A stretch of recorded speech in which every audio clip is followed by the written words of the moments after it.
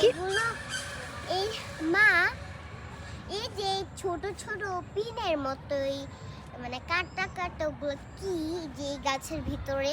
এগুলো আম্মুও ভুলে গেছি, ছোটবেলাতে আম্মু অনেক খেলাধুলা করতাম। এটা হচ্ছে আম্মুর ভাষায়, ও মা এটা লজ্জাপতি গাছ। না না লজ্জাবতী গাছ না, এটা এটা একটা আগাছা। তুমি লজ্জাবতী, ও হ্যাঁ লজ্জাবতী গাছটা ঠিক এরকমই, কিন্তু এটা লজ্জাবতী গাছ না, এটা আগাছা।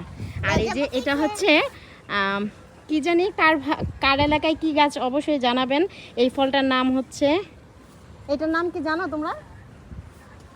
এটা আইরল। আমাদের ছোটবেলায় বলতাম যে আইরল গাছ, এই ফলটা পাকে। আর হচ্ছে এখন দেখা যায় না খুব একটা গ্রামে। অনেক গাছ উঠেছে এখানে, অনেক ফলও। এগুলো আবার চুলের ভিতর রাখতে যায়। হ্যাঁ হ্যাঁ, এগুলা তো পাকবে। হ্যাঁ কই কি ঢেঁড়স গাছ দিলে পাকলে কি খাওয়া যায়? না না, খাওয়া যায় না। এটাতে কি জানি করে, এই যে পাকছে এই ফলটা এখানে। কালো কালো পাকছে। অনেক গাছ এখানে। আপনি ভিডিও করে নিতেছেন? হ্যাঁ, এগুলা নিজে নিজেই উঠে, অনেক ফল ধরেছে। এই গাছটা আরো বেশি। এটা তো অনেক বছর পর দেখলাম। এটার নাম কি?